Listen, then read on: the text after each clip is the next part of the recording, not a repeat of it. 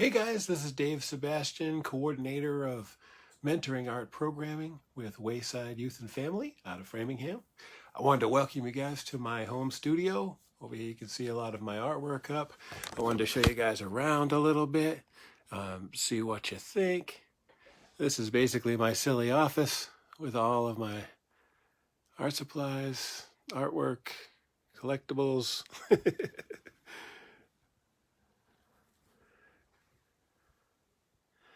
This is a Canon PhotoJet printer, prints 13 by 19 photos.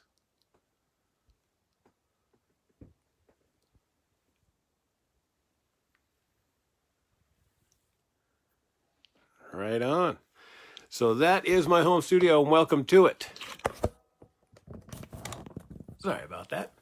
So today we are bringing back our studio workshop series in this virtual format.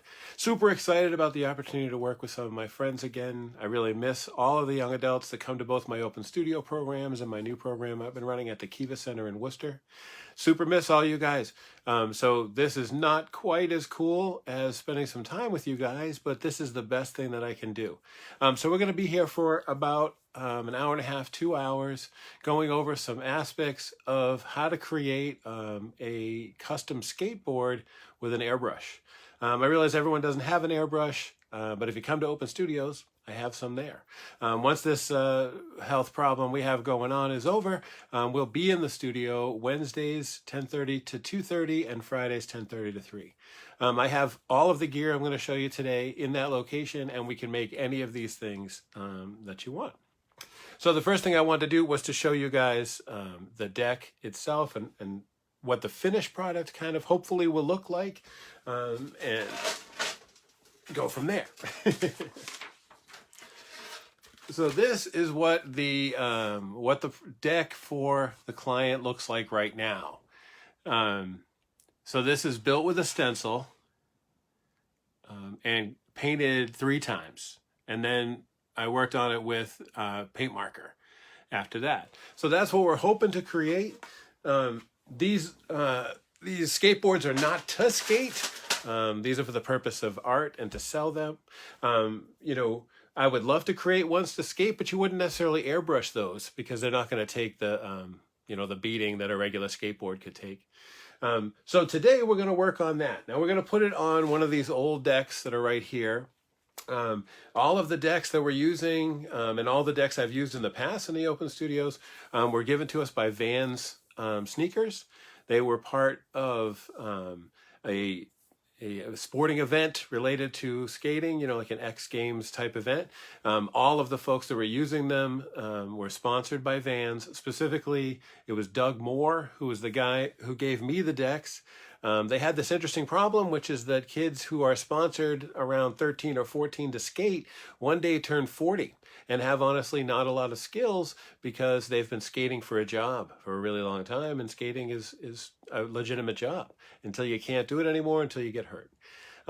So both Doug and some other folks had this idea of like showing folks what you could do, the next generation of what you could be as a skater. Doug is a construction worker by trade, so his idea was to show kids how to build their own ramps. And he has a ramp business called Colonial Ramps, and this is what he does, you know. And as a you know, professional skateboarder, he has a unique view of how to do that. And so another guy had an idea about cutting decks up and creating useful household items or art items out of them. This wasn't as popular as the ramp program, so he had a lot of decks left. And they were basically sitting, you know, in a warehouse in Boston, and nobody was using them. So they gave us about 30 skateboards and about 40 pieces of skateboards. So in the Open Studio and the Greenhouse Graphics program, we've painted a huge number of these skateboards and had really, you know, a fantastic time working with them. One of the great things about skateboards in general is that everybody stickers them really significantly. Even the ones that I have from this event, broken and stuff, all are covered in stickers. And then the companies themselves rarely produce blank skateboards or blank decks for the purpose of like they want to identify that they made that deck. You know, every skateboard is a little different. Anyone who skates totally knows that. But if you don't, the curve, the dip of a skateboard, the rises on the end are all purpose built, you know, for like certain tricks and certain, you know, applications. There, of course, are general skateboards too. And like, so I had a really hard time finding blank skateboards. I have finally found them pretty recently. I can show you what those look like. So blank skateboards look like this. This particular one is dipped in a black dye, which is great because, man, it makes it black as possible. And as you can see here, using used decks, there's some stuff up with the paint that stays. Now I painted this pretty lightly because I was just doing it as a test to paint over. But even with the paint that comes on it, it decays a little, and our painting process is not super easy on it. So this deck has been, I've been working on it for, you know, probably about a week. I'm doing 4 of these blank decks for an art show that's coming up, and they're all going to be different interpretations of these 2 characters. Now these 2 characters, this is a photo of the board just so you guys can see it a little bit better. So these 2 characters are Japanese astrological symbols. And so when I first saw them, they were on a sticker produced by the client, and they looked okay, but as I got closer to them, I realized that their resolution is very low. And if folks don't know what resolution means, resolution is how many pixels there are in building an individual image. More pixels, like 300 dots per inch, or DPI, would be a really high quality image. 75 would be a really low quality image. So when you're looking for your artwork on Google, all the way at the end, you see a little key that says search tools. Click on that and it gives you how long ago the post was, but the next is the size. And if you're using this for artwork, you want to pick something that's pretty good size. 300 DPI is not bad. You know, anything over like 2 is kind of fine. And you can tell the resolution of an image by zooming up real lot. Now, if you're using really a PC or a Mac, you just hit the control or the command key and plus, and that'll bring you really, really close to any artwork, and you can see if it has anti-aliasing. Anti-aliasing is that stepping that you see when you get too close to something, or these days Minecraft does it intentionally, which I think is an amazing turnaround. So the first thing you got to do is you got to find the artwork you want, and then you got to find a pretty high resolution version of that. And you can bring it into any number of image editors. These days there's a few out there. I'm using Photoshop, which is not expensive and is an absolutely worthwhile investment as an artist. You know, all of us these days have to do some of our work digitally because you're not going to be able to distribute it physically. I mean, today it's even more so than it was a month ago. You know, now you can't even really set up in galleries and hope people are going to come see the work because, you know, we're not supposed to be going out. So virtual gallery shows are really going to be the future and are the present, really. I mean, like, look at Instagram, Facebook. These are loaded with artwork.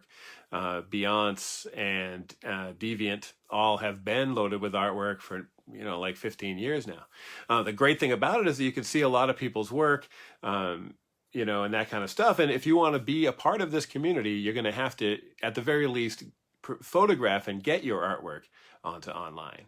You know, so anyway, what you got to do is you got to find some of this artwork. The end of thing would be that Photoshop is very inexpensive these days. It's an online, you know, membership type based process, but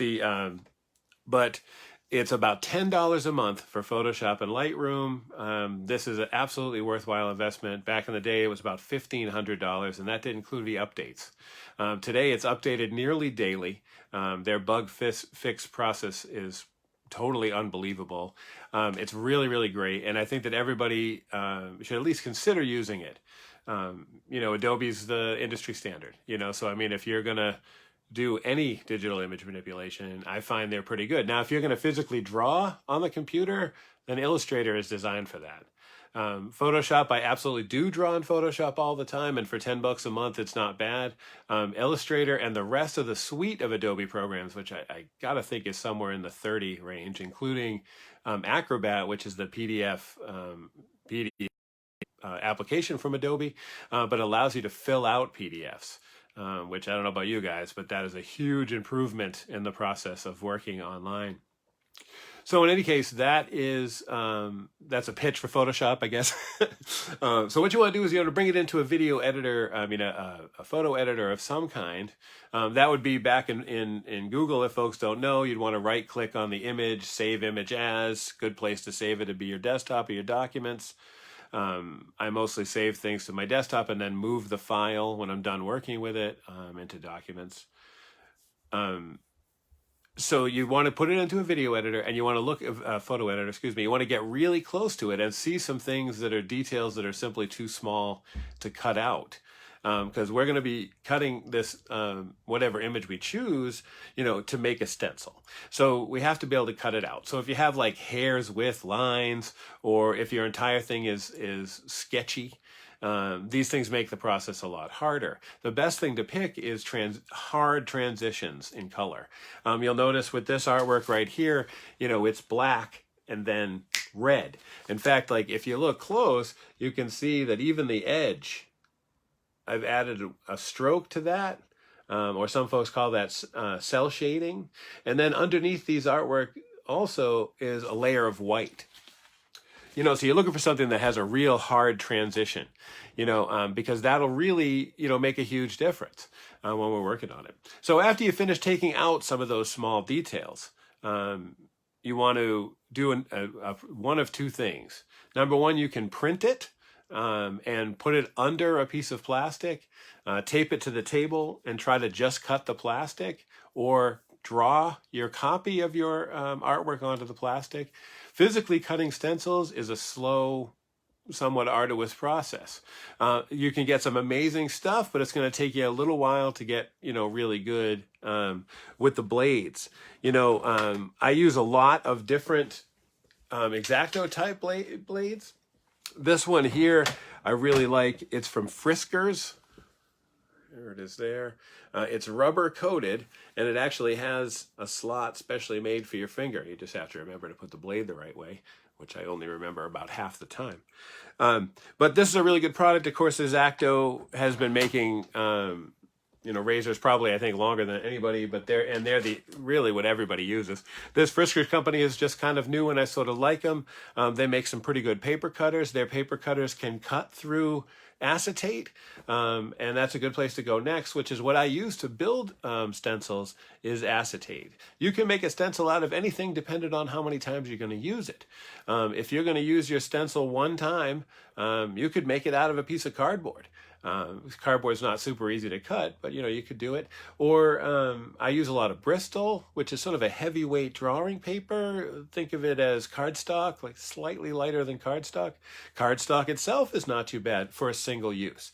Now, obviously, the problem with single-use stencils is as you use the airbrush, they fill in, they soak the material, right? So if you're using paper, it's going to soak in a lot of that, paint. So you don't want to use something that's going to decay on you if you need to use it a couple of times.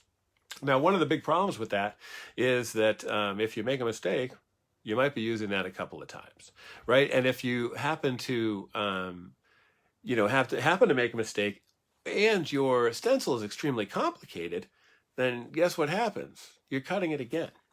So I recommend using something that will repel the paint, and repel things like water, because all the paints I'm using in today's demo and in general are all water-based products. I use that for two reasons. Number one, airbrushing is a vapor creating art process. We're accelerating paint with air, so there are particles in the air. So we have to kind of like deal with that. You know what I mean? So I use water, especially because I work with all different young adults, and you don't want anybody to be exposed to any kind of chemicals. My studio, which is in Framingham in Tempo Young Adult Resource Center at 68 Henry Street, I'm in the basement there, and we've built out a studio, but we don't have air exchangers. So we do have doors outside and windows, and we open all that stuff when we're airbrushing, but you couldn't possibly use chemical-based products. Now, depending on what you are painting on and your situation, that could be very different. If you're painting on like hard surfaces like cars or fenders and that kind of stuff, you'd want to use an outdoor paint. Our paint is basically made for indoors. That's water. I coat all of our artwork in a clear sealer that's made by Maltau, and it works really well. It's a matte sealer, so it doesn't change the effect of the paint, and it kind of looks pretty good. It helps pull your colors together. So let's get back to our process. The last thing that we did was we downloaded our image, and we're trying to think of the best way to work with it. So we've taken out the little details from Photoshop, and now the next thing that we're going to do is we're going to figure out the fastest way to cut it. So physically cutting it is totally fine. Depending on your image, it could be quick enough. Words and stuff are relatively easy to cut. Now, I find myself creating much more complicated stencils. One of the stencils that I've created for this particular project is this one right here. Now, if you look at this close, you can see that there's a lot of detail and there's a lot of sort of subtlety to some of that detail. Now, I've taken out a huge amount of other aspects, small details and stuff.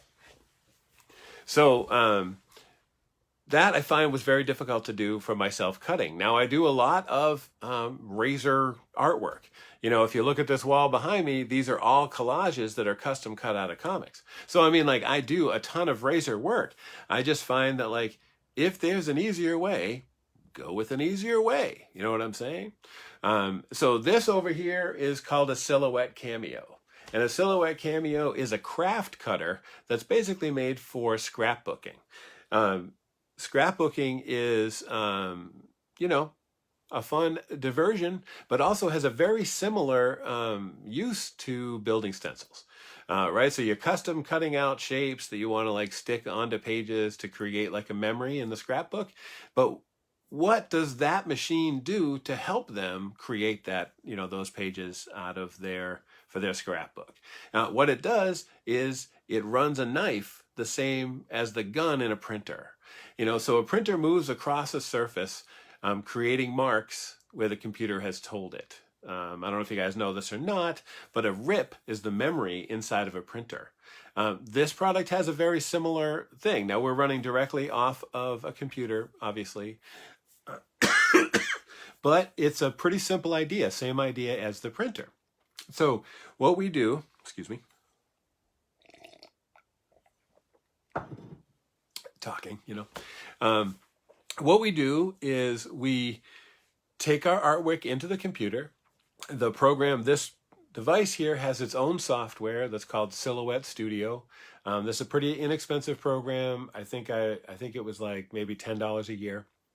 And all it does is give you options of things to cut out and some functionality. The functionality does some small amount of editing and that kind of stuff, but generally speaking, the only thing that I use it for is for trace, because all we really need to do is to be able to trace things. You know what I mean? And I wanted to show you guys the interface. So all we need to do is be able to get our artwork in there, our simplified artwork that we've created in whatever digital format we've chosen. As far as file formats for this software, I would go with JPEG or PNG. I'll give you guys my 5-minute spiel on image formats.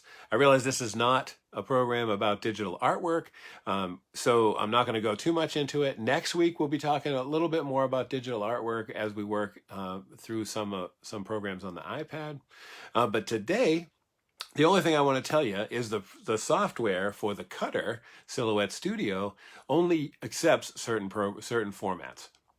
Now, probably the best format to work with is a Photoshop document or PSD. That PSD is what comes out of Photoshop. It's a proprietary file format just for Photoshop, and it holds on to everything related. If you use Photoshop, you know that sometimes there's a lot of information that goes with an image. I find that the best thing to use, though, is JPEG and PNG. Now, the reason for these two is that they're extremely small. Storage is always an issue when it comes to building artwork digitally, so these file formats make the image as small as possible. But of course, there's an effect from that too, which is by making the file format as small as possible, you take a hit on quality. Right, so a Photoshop document is 100% exactly how it looked like in Photoshop when you created it. In theory, just like the downloaded image or the improved version of that you've created. JPEG just remembers about 80-90% of that. But the file format is generally smaller. Now, the only problem with the file format being smaller in addition to that problem is that there's an effect called lossy file formats. So every single time you open a PNG, you lose a little bit of quality. Now we're talking an imperceivably small amount, but if you open an image 500 times, which is not an odd thing for me personally, you'll find that there's a decline in the quality there. So you want to, if you're gonna open an image 500 times, you want to kind of consider that. If not, for example, like uploaded images to the internet, they are shown 500 times, but they are simply referencing a copy of your image that they used. The other file format, or the third one that I like to talk about a little bit, is PNG. PNG is a lossless, so lossy and lossless, a lossless file format, which means it doesn't decline in quality at all. It's a very accepted file format, and I kind of like it. Not every graphics program allows you to export as that, but if so, go ahead. So this software, I want to just show you guys the interface really quick. Don't know how this will look on the on my phone, but we'll see. So this is kind of what what it looks like. It's pretty streamlined. It looks basically exactly like Photoshop. So what I wanted to show you guys is what the last thing we did, right? So I think this will give us some of the last stuff. There you go. So this one here is what the goat stencil looked like, right? When I started working on it, I don't know if you can really see there's some real small details going on, like up in this area. The cutter is not going to be able to cut that small, and it's going to tear our material apart. So, we can't have details that tight. This is a direct scan, trace of what I wanted to do.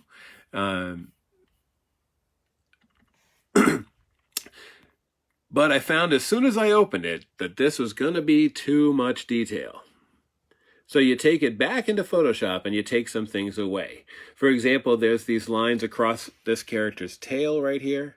These tail lines are not something we could cut because we'd wind up with the tail in pieces. You know what I mean?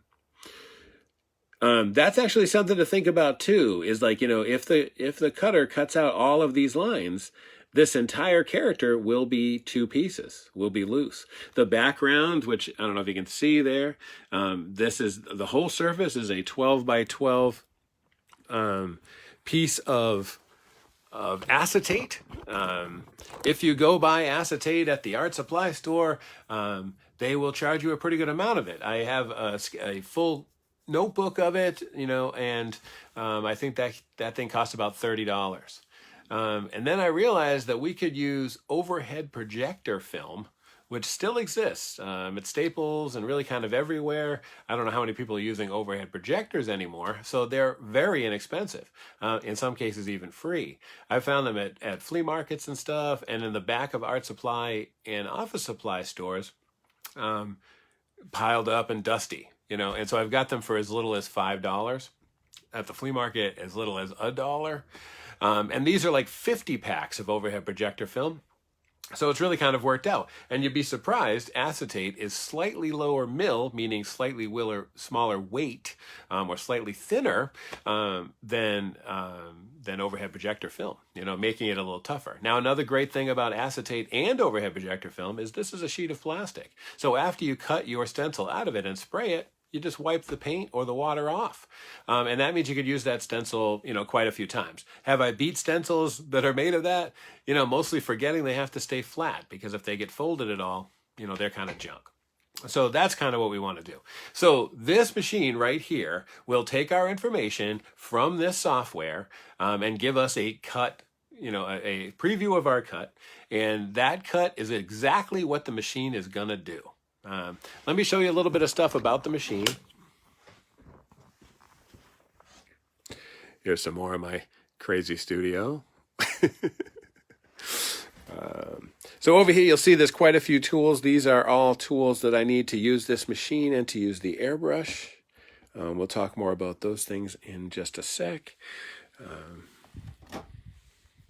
I have a little problem with stickers. So this is the Silhouette Cameo. And so this product is generation 2. Now they're up to 5.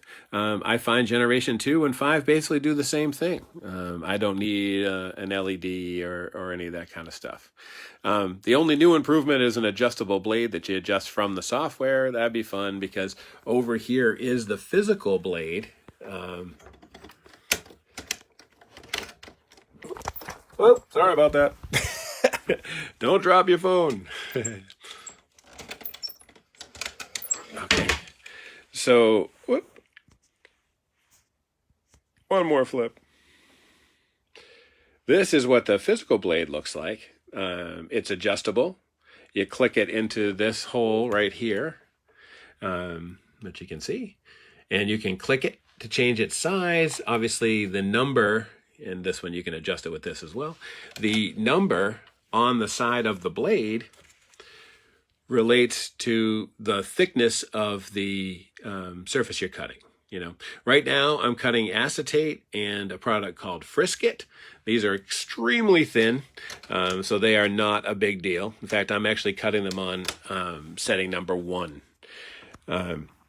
One of the problems with that particular product right there is if you cut it too deep. Sorry about that. That's our compressor turning on for the airbrush. Unfortunately, hit the switch on it, and then it has to fill for a second. It run for probably like about a minute. Right. So we're on setting 1 on the cutter. If you set it too deep, it cuts into the mat. The mat is this surface right here. This is a sticky mat that's 12 by 12. You can use 2 different kinds of material in this cutter. Number 1 would be this, which is called the cutting mat. Pretty straightforward, 12 by 12. I mostly cut 9 by 12 because that's a pretty standard size for overhead projector film. There goes the compressor. So basically, you can use that, or you can use a roll of material. Now, obviously, we couldn't use a roll of overhead projector film because it doesn't exist, but they make rolls of acetate. Now, a roll of acetate was gonna cost a bunch of money, but if you were doing a stencil that was, say, 12, was large. In fact, next week I'm painting a surfboard. This is, about 5 feet is the surface that I'll be painting on. So to make the stencil, it'll fit there. I'm going to have to do, it's about 5 by 3. So we're going to have to do 3 stencils next to each other that go top to bottom for my initial setup. I'll show you guys how that thing is going next week when we do when I'm working on that. So if you had a roll, so if you're going to do a product like that, the roll of material will be part of your overhead expenses, and you would probably use it. But I haven't used that kind of stuff that much. I do feel like the machine could absolutely do it, though. And so it's kind of cool. So in any case, you run your, you put your artwork into the program, you trace your artwork, you take a look at it, make sure that it looks pretty good. There's some minor manipulation tools within Silhouette Studio, which is the name of the program. And you can erase a little bit. It's fairly memory heavy as far as our machine goes, but the but you can do it. I recommend editing the image absolutely as much as you can before you get it into the Silhouette Studio program. I don't feel like Silhouette Studio is an image manipulation program. It's more like an image processing program, as far as adding graphics and that kind of stuff. It does have its own cut templates. You can cut a lot of things like letters and that kind of stuff. And if anyone is interested in trying the machine for a different type of application, again, come by the studio on Wednesdays and Fridays, or head out and pick one of these up. There's a couple of different ones. This one's Silhouette, which is made by the company called Silhouette. The other is called Cricut. They both do the job pretty good. Cricut one's slightly smaller, which is probably good news if you don't have a lot of space. I don't know if my studio looks big in this image right now, but this corner represents about 3/4 of the studio that I have. So space is extremely limited. This product, this machine is only in this spot while it's doing its job. So in any case, I want to show you guys what we're not going to run the stencil cutter because it's fairly loud, and it takes a little while to run, through cutting something. And then of course, like after that, there's a process of removing the stencil pieces from the plastic. This is what the Silhouette mat looks like. It's broken up into squares for a really simple measuring process, and then on the computer is exactly the same squares. So that gives us the opportunity to know exactly where our artwork kind of is in the virtual setup, and in what the machine is going to see. So that helps, because how big do you want your stencil to be? So this is kind of a complicated question, right? I mean, not how big you want it to be in relation to your surface, because that will be adjusted in your image manipulation program, like how big you want it to be. And that's an important number to remember because, for example, skateboards are 8.5 inches wide. So you have to have your image be under 8.5 inches. But the smaller that it is on the sheet of acetate, the more of a masking problem you're going to have. I myself, and of course, like also related to the curve of the deck, you're going to create a masking problem too if your image is too large, or even the piece of acetate is too large, because sometimes a 9x12, obviously a 9x12 piece of acetate that we're cutting, or of overhead projector film, is too wide, for the deck. So if I just cut that with the image in the middle, not only is that a waste of acetate, it'll overlap the curve of the deck, making it extremely difficult to get flat. Now the decks that we're using here have a double curve, right? Like, so you can see this curve, which is like the curvature of the deck itself. And then as you get to the edges, it does this secondary curve, right? And so, placing a completely flat sheet of plastic on a double curve creates a lot of wrinkles. We can't have wrinkles in spraying because the airbrush accelerates the paint, moves the paint into every other uncovered surface. So once we get our stencil down, we got to make sure we can get it absolutely as flat as possible. So one of the best ways to kind of do that, hold on one second. One of the best ways to do that is to make the stencil relatively small. It's compared to your artwork. And then you mask the rest of the surface that you're going to work on. Now, a great way to do that is to make sure that your artwork is really centered, and that it's simple, and that you simply use up a lot of paper and stuff. I'm going to show you guys how to set up, the stencil. But first, I wanted to show you a couple of the stencils that the machine has spitted out.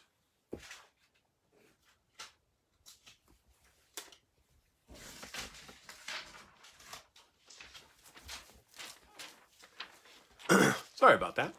So this is one stencil. I don't know if you can see it. This is the negative stencil of the monkey. That helps. I thought I had made a mistake cutting that. Because what do I need the negative cutout of the monkey for? I need the inside of the monkey, which would be, this piece here. Let me show you the ones I've painted. See them a little better. We already looked briefly at this goat stencil, right? So this one is the negative stencil I just showed, just so the cutout, you know, if you look here, you can see that there's space, right? Now, the reason there's space is because I use the outside piece first. And we're going to use the outside piece of the monkey right here to do this project. Now, what you want to do is isolate as much of your surface as possible when we go to paint. Now, one of the things about airbrush, which is a little on the challenging side, is that it gets really everywhere. So it's actually the good and the bad, right? So the good of airbrush is that it covers a surface really well. The bad thing is that it covers all the surface that's uncovered, even if you don't necessarily want it to. I mean, a great example of that is right here. You know, this is the board we were just talking about. And I don't know if you guys can see it, but there's a line right here. And that line is where my masking was. And so over that line is overspray from the color I used on the goat. So that is nowhere near where I painted. But the mist coming from painting here caught the edge of that surface and created it. Now, I'm sure you can imagine that that's a good thing if you're trying to create some effects or trying to give something like kind of a soft airbrushy kind of look to it. Then overspray is kind of cool. You can use it creatively, which is great, but you don't want to be stuck with it accidentally because that's honestly a huge pain. The deck here, the new decks that I'm working on are going to be painted with this product right here, which is backwards in my video. This is ultra black, a seriously black paint. It's acrylic, but it is apparently the blackest paint around. I have not used it, and I don't plan on airbrushing with it. I plan on painting everything on the deck that we didn't paint. In case I have overspray or any problems or anything like that, this is my default paint. Now, the unpainted skateboard that I showed you guys, this one here, is already extremely black. So I'm thinking I won't have any kind of problem with it. One of the methods that I have to keep all of the paint kind of the same is I use Maltau products. So Maltau started as Belton, which is an airbrush company and a very popular graffiti company out of Germany. Belton was, when I was a kid, Belton was the paint to use for doing large pieces. We used to call them throw-ups.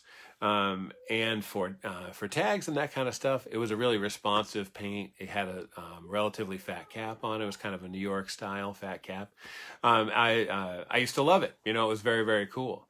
And we use plenty of that when we can get it. It's a German product and we couldn't always get it. Honestly, we mostly use Krylon. I'm sure like anyone my age who painted back in the day. So Belton realized that a lot of the graffiti guys who were out doing pieces were drawing those in their black books before they would do the piece. Of course, you know, some of the guys weren't. Some of the guys were just awesome and they could just do a piece live and not have to think about it. I was not that guy. I had to draw kind of all of my stuff ahead of time. And so your black book, you'd want to do it in color as much as possible. And then you get out to the wall and the colors are completely different because you have to go with whatever can color. You know, there's, I don't know, 30 yellows, right? And so you want to use kind of the same one, especially if you're looking for a color effect that you had in the book. So what Maltau realized that they were missing was sort of a graffiti-based paint marker.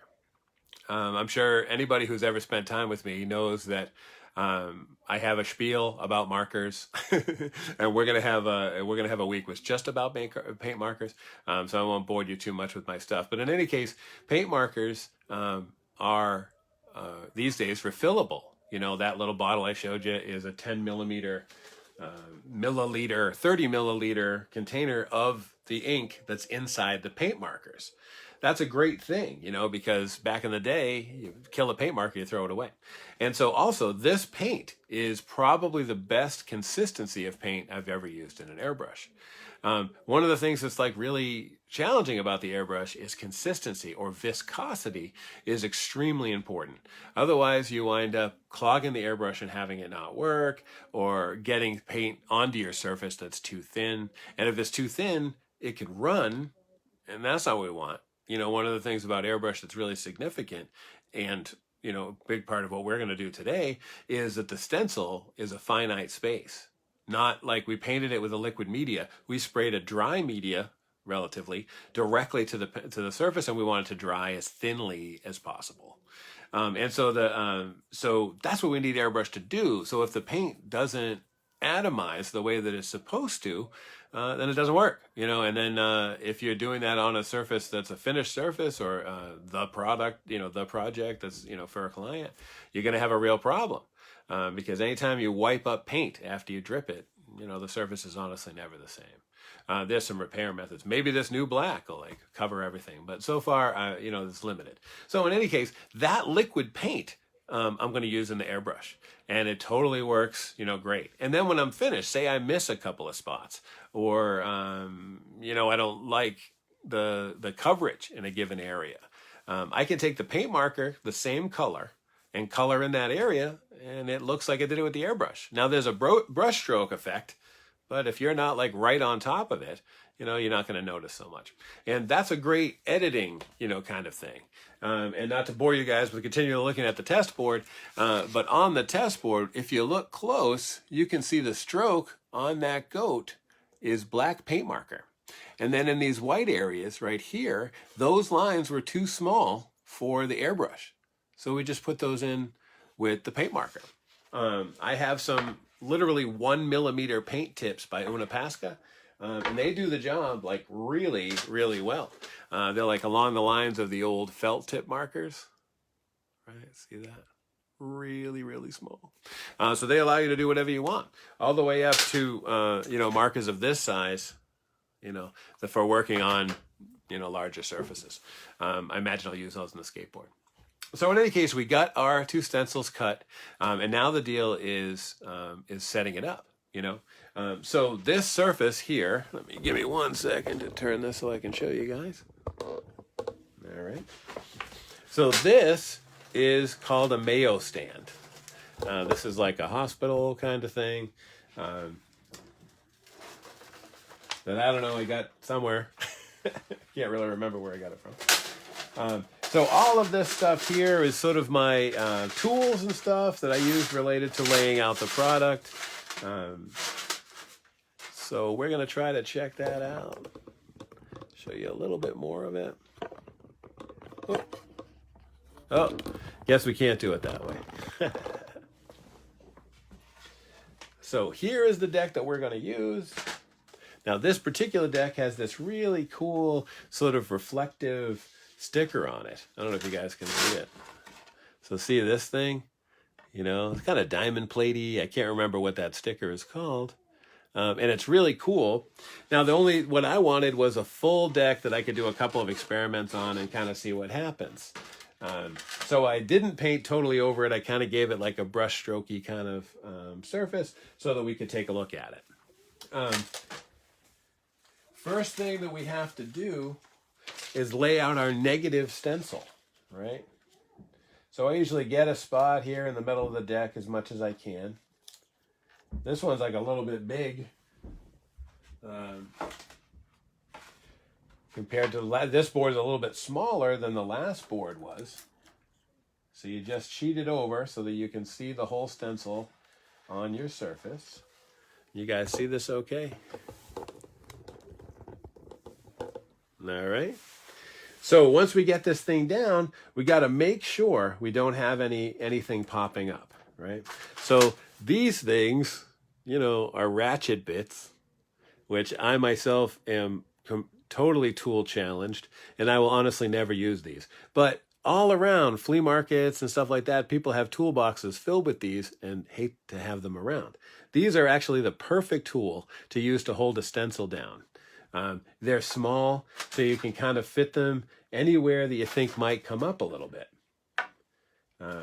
I try to use as many small ones as I can, but some big areas like over here, you know, in the line of the monkey's hip and stuff, you definitely have, you know, some room to get some of these things into place. And you really want to put as many as you have. You know what I mean? Like, I found a box of these about a week ago in my own stuff, and I find that if you put quite a few on, it makes a real big difference. especially in areas that are sort of by themselves, you know, like areas that are out here alone. See if I can get this a little closer to you guys so you can see it a little better. So there we go. You know, we got most of this guy weighted down pretty good. We want to make sure that we don't have any spots that air could get underneath the stencil. Now, one of the things about the airbrush, which is cool, is you're spraying straight down, right? So you're not, you know, going sideways. If we went sideways, we would get under the stencil in this area right here. Same is true all around it. You know, there's a lot of people who sit down to do airbrush. I think that's awesome if you can get away with it. Personally, I cannot. I have to stand up to stencil because I feel like I don't have the same kind of control that I would have if I was standing, you know. So we're going to get ready to do this thing. I just wanted to show you guys a little bit of the tools that we're going to use to do today's project. So this is a Grex airbrush. Grex is an American tool company. The industry standard in airbrushes is called Iwata. Awesome product, really, really nice. I just found these guys and I happen to like them a little bit more. I like having this big, soft kind of pad and this big button. So I wanted to tell you guys a little bit of how the airbrush works. I'm not going to make you guys listen to my whole spiel about airbrushes because, you know, you guys are free. But anyway, I want to explain exactly how the airbrush works. And the first thing I want to say is that, you know, airbrushing is the world's oldest art creation media. Everybody kind of thinks that sculpture and that kind of stuff, is the oldest type of artwork, but really it's airbrush. Now, accelerated airbrush, like a machine, is obviously came a lot later, but in the caves of La Croix in France, the oldest cave paintings on Earth, are examples of accelerated painting. So these guys took bones, right? They were hollow, and they stuffed them with colored pigments and animal fat, and they blew through these tubes as hard as they could, for example, while holding their hand against the wall. This outlined their hand and referenced themselves for out history. I don't know how long ago it was. I think like 30,000 years ago. This is accelerated paint, so that makes him airbrushing. Airbrushing, the way we're working with it, really started in the 1880s with foot pump airbrush equipment. They used it in the sign painting industry, photo editing, you know, as far as cleaning up a photo a little bit. But mostly it was about signs, right? And then I think it was in the 30s that Anais Iwata started producing these products. I don't know a ton about the history of Iwata, but I find it to be a tremendous company. They do great products. They make really, really nice stuff. I just happen to like the Grex a little bit more. So in any case, how an airbrush works is pretty simple and kind of straightforward, but it can be a mystery if you don't know. You know what I mean? So let me tell you a little bit about it. The first thing is that the most important part of the airbrush is the needle. The needle goes all the way through a long tube in the airbrush and out to the front. This particular airbrush has a magnetic needle guard on it. Magnetic is really great because that's something you would absolutely lose. For me, every time I airbrush, I lose something. And if you go in here and take this cap off, this is actually the needle cap, right? So this is where our needle is coming through. I don't know if you can see it, but it's right there, and it's extremely small. One of the big problems with airbrushing is bending that needle. If the needle is bent, it doesn't fit through this hole, and the needle's task in this hole is to hold the paint inside, you know, this part of the airbrush, really this part of the airbrush. So a lot of artists are cleaning the tip of their airbrush sort of like methodically throughout the painting process. I will absolutely be doing that today also. I don't know if you guys can see this right here, but there's the needle sticking out. And I mostly paint like this, but the guard on this one is called a crown cap. And it's kind of like two pieces, you know, so you can still clean your needle a little if you have to, and then being magnetic, we can put it back. So the needle is the most important part. This spot right here is where our paint cup is going to screw into. For this job, I'm using a pretty small paint cup. This one has some white on it because I just painted the white on this thing. We're probably going to use white in this airbrush first. The other thing about this airbrush is it's called a double action airbrush, and this is the rest of it, so you can see all of the airbrush. Double action means down for air, back for paint. Now, if you notice, I don't know if you guys can see it, but the needle is articulating right there.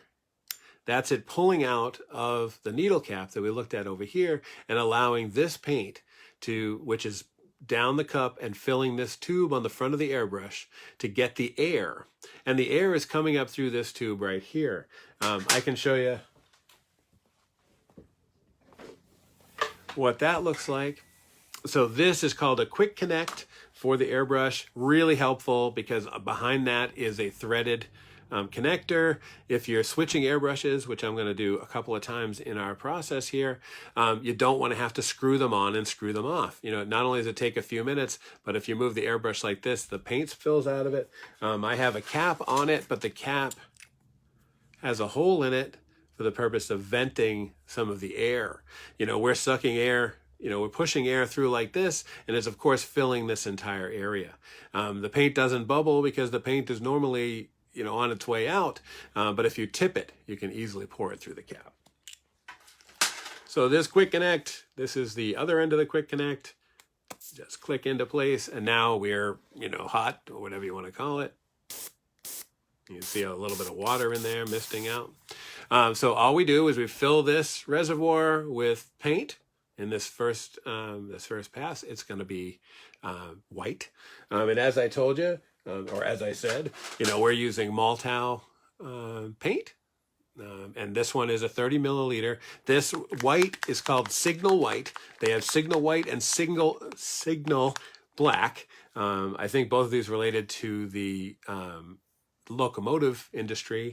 Maltau has some kind of predisposition with trains.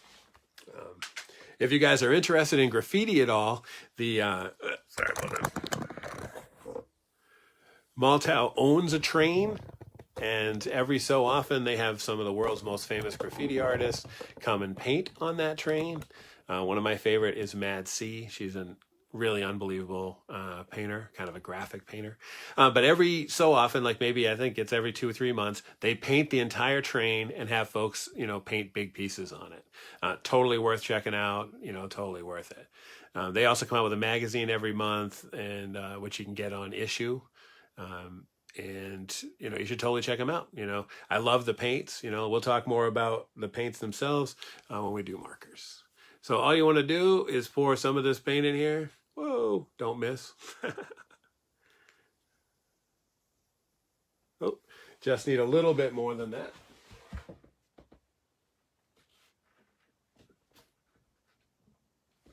Over here, I have some of my other airbrush stuff. You know, on the side here is my airbrush holder. Some other products that I need that I'm going to bring in to our area right now. And I just need a tool. Sometimes the paints stick in the lid there. So I have an old airbrush needle, which old airbrush needles are kind of valueless because if you have it around, you're going to think it's not old. Stick it back in your airbrush and it's not going to work.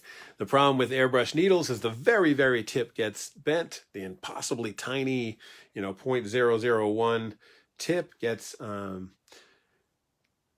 paint in it, and then it dries on us. So drying means it won't come out. Right? So we add a little bit of paint in there. At this point, I'm going to put my gloves on because already within a few seconds, I've got paint on me. All of the products that we're going to use ultimately are covered in paint. The gloves that I'm using right now are these ones right here, which are nitrite gloves. If you're allergic to latex, you know, they're not bad. I mean, they're latex free. I have kind of big hands, so I have a hard time finding gloves that fit me. These guys put out an, twice upside down, put out an extra large.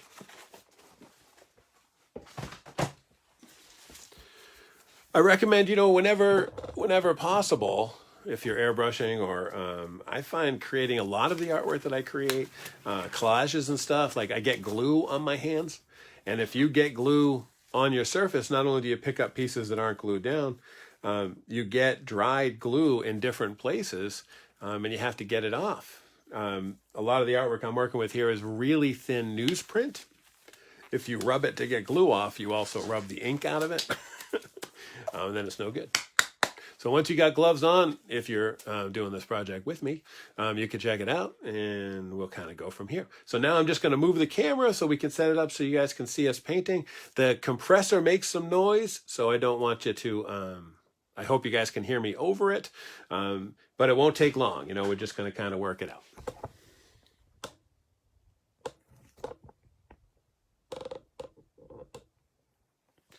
You guys see that okay? I hope so.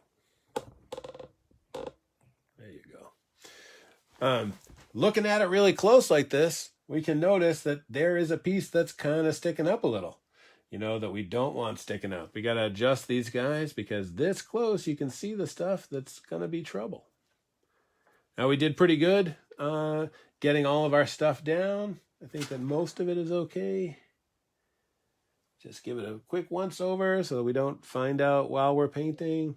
Another thing to watch out for is having stuff too close to the edge. You know, if this guy, we're going to be blowing air paint on here. So if this guy slides off, you know, could distract you, make you try to grab it. I'm always doing that kind of stuff. So maybe we'll switch these two guys. Yeah, there we go. That guy might stay. All right, looks pretty good. You want to make sure none of your sockets are blocking any of the places you want to paint, right? And I think we're looking pretty good. You know, the tail looks pretty good. Maybe we need one over there.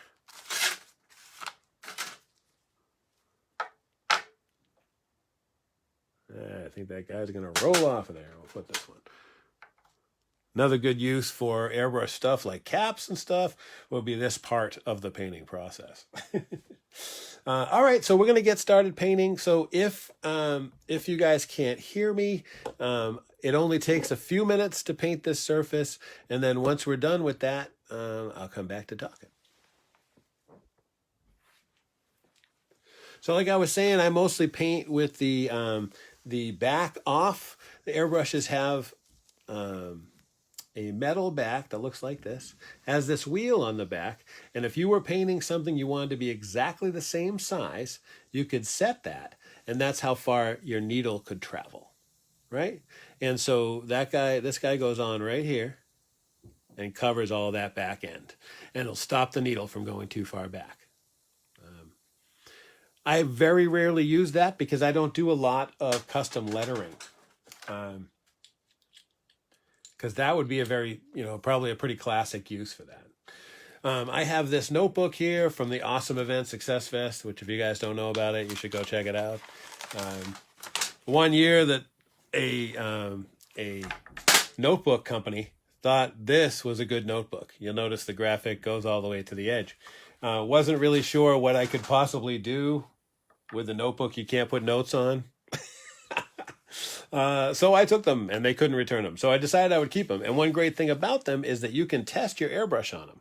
One of the things you have to do is get your airbrush kind of going a little bit. And an important thing to know about airbrushing is you never want to straight up spray because it spits a little bit, right? So as you can see here on the end, the needle we were talking about, it's going to collect a little bit of paint there. And so if you turn it on over your surface, it's going to spit. And a great example is here, once we get it going and we know that our paint is moving and that we're kind of good to go, each time I start, it spits a little. This is with the needle all the way back, no paint. Still has paint. So we start over here with the air, and then we move it into our graphic. Now for me, the first thing I do is hit the edges because this is where the stencil, our stencil is most important, is getting our edges filled in. You guys see that okay? So we just stencil in as much of these edges as we can. Now I can see this piece right here moving. So you just hold it down so you don't get anything under it. And as I just said, you don't want to spray over the surface because you get some spitting. Now, one of the things I was just talking about is dry tip, right? So we get a little bit of paint stuck on this tip and it doesn't spray quite as well. Get it going though again and we're pretty much okay, you know. One extreme with the airbrush is cleaning and dealing with it getting clogged and stuff. These things are one of the really negative aspects of working with the airbrush, but you can overcome them after a little while. You find yourself not hating cleaning it as much as you do the first time. And you probably get better at it each time too, you know. I find I get a little better at it each time I do it. This is a way to clean your needle really quick. That's one of the other reasons I keep the back off. You can reach, this is the pin or the spring that holds your airbrush in place. You'll see how much white I spilled on this guy already. Well, another reason to use water-based paints. You can throw this thing in the dishwasher, in the sink and rinse all this kind of stuff off. So again, see how much spitting just that much was? Part of that is articulating my needle and pulling it back and forth through the paint. But a lot of it too is just the, you know, the nature of the thing. Might be getting a little low on paint here. Got to add a little bit. Hold on one sec.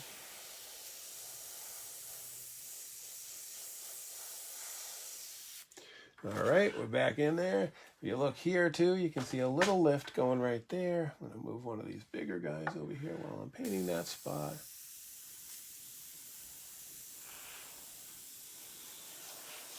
Oh, a little heavier.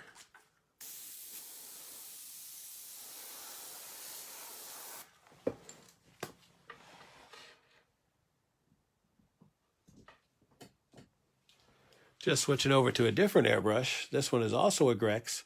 This one is obviously a pistol grip style one. What I like about this one, it has the cup is on the side and you can rotate it.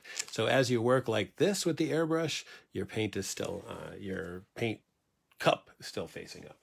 Same type of quick connect on it as the other one. Makes that noise. Good to go.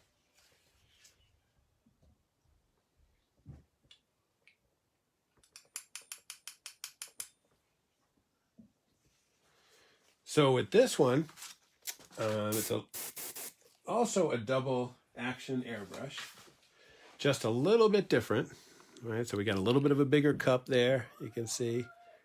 Has the same adjuster back here if you wanted to set a positive stop. This one is also double action. Now the question that I've asked when I first got this guy was, what does double action mean on a pistol grip airbrush? As you push the needle, the trigger, that's just air. You can actually feel a spot right there, which is before your needle starts to move. Once your needle starts to move, you're painting, you know? So it does have air. Now the purpose of having air is not to have air. Number two is to be able to dry paint. You know, once you paint like a tight area, you can spray air on it to dry it really quick. This is super relevant if you're painting something 2 times in a row, say, or there's a really small spot that you just want to fill in. So we're going to go back to painting over here a little bit. See what you guys think. Can you see that okay? All right. Same thing. We want to start over here on the board. This guy's working real good. So we just paint.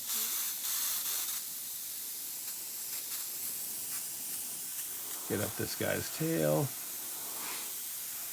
Hold that down a little.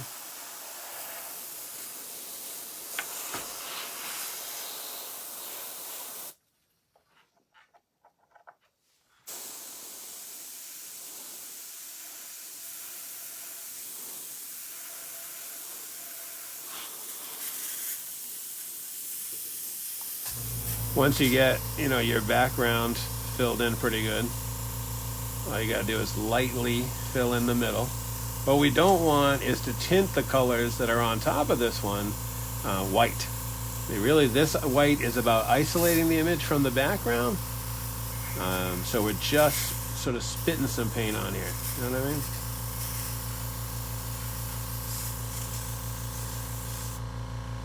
As you go, you have to watch, because sometimes the angle of your airbrush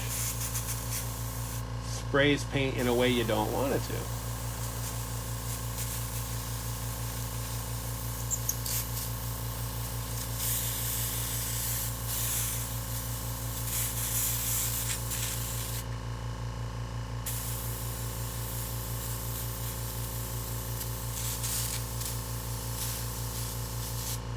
Little dry tip going on.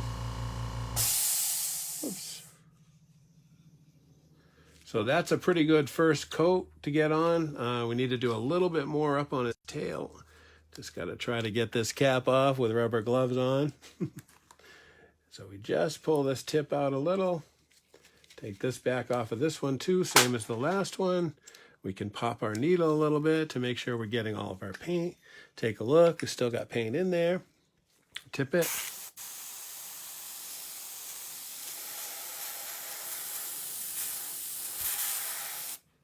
So we hit this guy's tail a little. We're going to move some of our weights so that they help us keep the tail down. That one's a good one. All right, and then we paint this guy's tail. Well.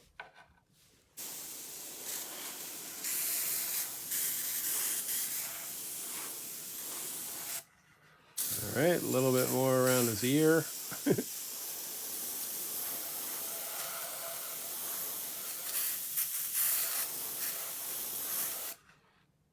All right, that looks pretty good.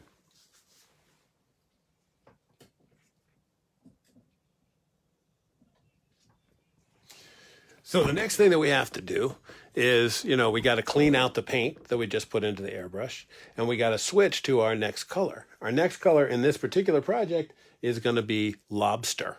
The first test on the test board, which again is this one, first I did this lettering. I did that in lobster. I think it looks pretty good, but it didn't pop off the background as much as I kind of wanted it to. This one has white sprayed under it, but it's still, not quite as red as I kind of wanted. Now this one, I'm more than a little colorblind, so I was trying to figure out what color this sort of was, from the artwork that I showed you guys. So if you look at these two next to each other,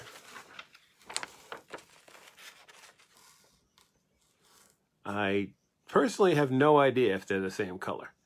My wife says that this guy is burnt orange and this guy is not. So what I felt like was the best was the color lobster. I can show you what that looks like. Another great thing about Maltal is that they have refills that are that size, 30 milliliters, like I told you. And then they have this one, which is 180 milliliters. So this is refill for 1 million markers. So this is the color that is. I don't know if you guys can really kind of see that. So that was as close as I could get to orange, burnt orange. Not 100% the right color, but luckily I went to the client and said, this is the color that I have. And he said he didn't care as long as it was red. Didn't care about that specific color. This is very rare with clients. Usually clients really care about their stuff. In fact, a funny story about Wayside is I suggested that I could do some flyers or some graphic projects for my employer. And the marketing person said, well, the person that does our artwork already knows our green. And that was a completely legitimate thing, understanding the green you guys kind of work with. As a side note, there's a thing called Pantone. This is a company, worldwide company, whose job is to catalog all of the colors in the world. So, for example, the grass in Norway is this color. These guys have a swatch of that color. And they create a reference number based on how much chroma there is in a given color. So there's an entire catalog at Pantone, I think it's Pantone.com, that will find any color you possibly want and give you the code for that. So whatever person, whatever client you have, whatever color they want, you can go on Pantone and you can find that color specifically for them. And that's great when your clients are really specific about something like that. This guy luckily really didn't care that much, I guess. So next thing we're going to do is we're going to clean the airbrush a little bit. First thing we're going to use for that is this thing. This thing is an Airbrush cleaning bottle. You can see I have like a brand new one that's in, you know, great shape and, you know, stuff like that. This gets pretty messy. I'm sure you can imagine. What I do with this is you put a filter in this side. You put the airbrush in this side. The airbrush blows against a small piece of plastic, I don't think I can get it open, that sticks down behind this. So it hits that and runs down. Fills this thing with airbrush paint or water, whatever we're doing to clean our brush out, and lets the air that we're pumping into it out. It always reminds me of a Hawaiian punch can. If you put one hole in it, you can pour it out all day, nothing comes out of it, unless you shake it real hard. If you put two holes, it allows the air to come out, and it allows the Hawaiian punch to come out into your mouth. So the same thing happens with this. I used to joke around with kids, if you cover this with your finger, this glass will eventually explode. Mostly people laugh, but absolutely it would happen. Now the airbrush doesn't have enough pressure to probably do that. The pressure the airbrush creates is called PSI, but at the bottom line, I don't think it would have enough. So what we do is we take the airbrush that we were using,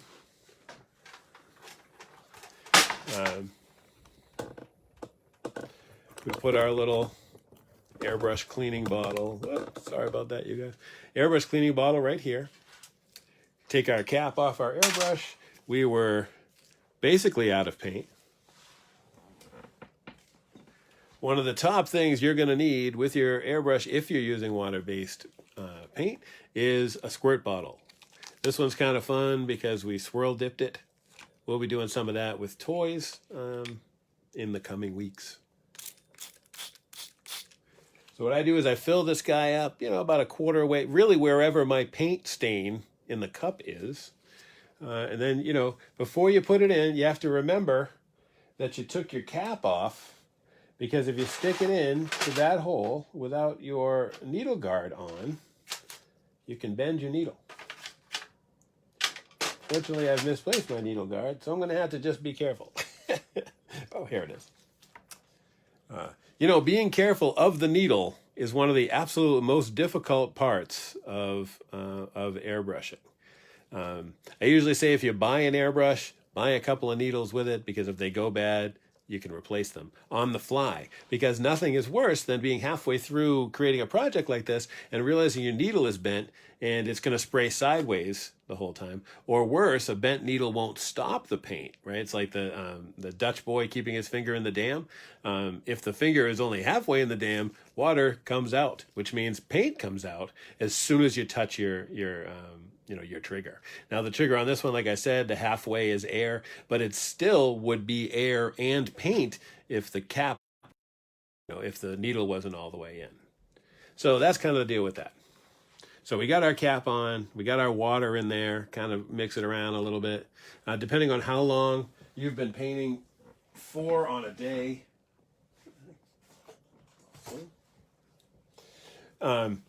You want to scrub it out or something like that. I keep like a little scrubby around or some tools to scrape it out. I don't think we need to do that today because we just painted with it, 5 minutes ago. So we put the guy in here and we spray all of our whole cup of water into there. Good thing to do is to watch the paint that you're spraying. Make sure it's coming out. I sometimes pull it like this and hit the side, see if it's coming out. That's messy. I don't know if you guys can see the vapor coming out of this, but vapor is good. That's atomized paint coming out of our cup. There we go. Sometimes with this particular airbrush, you have to kind of find sort of what I guess I would call like a sweet spot to get the paint coming out. Airbrushes are a little bit like people. They all have their own kind of personality, and you have to kind of sort of deal with that. I find each company does things a little bit different. I feel like I have airbrushes from practically every company in the world that makes them, in an effort to find what's right for you. One of the problems is pencils and other art media. You got to find one that connects with you and that you like. This is like finding, your best paintbrush. You know, if you find it, you're going to use that one. And so that's kind of the deal. So each one, this airbrush specifically is a really different than the rest of the airbrushes that I've used. You know, this one we talked about earlier, this is pretty much like the standard airbrush setup, right? You know, like, I mean, this is a little bit of jazzed up version of it, but basically this is it. So your airbrush always is like that, and you're always working like that. I think that's fine, but I was trying to be different. I recently went to an airbrush conference, and pretty much everybody was using Iwata products and using that style, the double action sort of, you know, like pencil style. I think that's wicked cool, and there was some hugely famous folks there doing it, and no one was using this one. I don't know. I feel like it just makes me different. Now you could say it's not as good, and that's definitely possible. You can pay kind of whatever you want for an airbrush. There's some like powder coated black airbrushes from Coast Airbrush that are completely beautiful. They're $500 though. And if you don't do professional painting, it's extremely difficult to make that back. You know, invest what you can, spend what you can. You know, there's airbrush out there for everybody, and literally every budget. Hold on. So one of the things I'm doing right now is let it dry. You really want to let paint dry in between. You don't have to, airbrushes are, the paint we're using is extremely thin. So you don't really have to dry as long as an acrylic painting, obviously. But you want to let it dry, you know, a few minutes. Because what we don't want to do is be hitting, you know, wet paint and pushing it around or saturating the surface. You know, one of the things about airbrushing, which is extremely hard, and the same problem with spray painting, is that it's really easy to overcoat your surface. You know, like really easy, especially with the mist being so thin. Depending on your lighting, now my lighting in here is pretty good. You can't always see where the airbrush is painting. You know, like sometimes you're off. And a lot of times I start it on the paper that I was telling you guys about, you know, the little sketchbook, and I partially to know where I'm painting and where the nozzle is going to spit. So like I said, each airbrush is a little different. Maybe we could take 2 seconds to talk about sort of the history of airbrushes or the currently available airbrushes I have used. I guess I could show you guys some, but I don't know how relevant that is, honestly.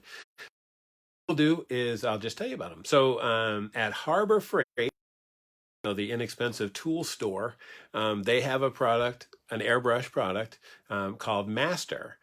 This is a double action airbrush with a needle and everything like that, totally ready to go. They sell compressors there. A pancake compressor at Harbor Freight is about 99 bucks. The airbrush that I just mentioned is 20 bucks. Comes with an extra needle, an extra cap, like, you know, a few things. But it's a relatively low quality airbrush. And one of the things you can tell looking at it right away is that the needle is really large. The smaller your needle is, the more serious of a detail that you could do. Now, this particular airbrush is absolutely not made for detail. It's made for filling in a letter stencil on your road bar or whatever, like your, you know, sort of regular tool guy would need an airbrush for, because it's real basic.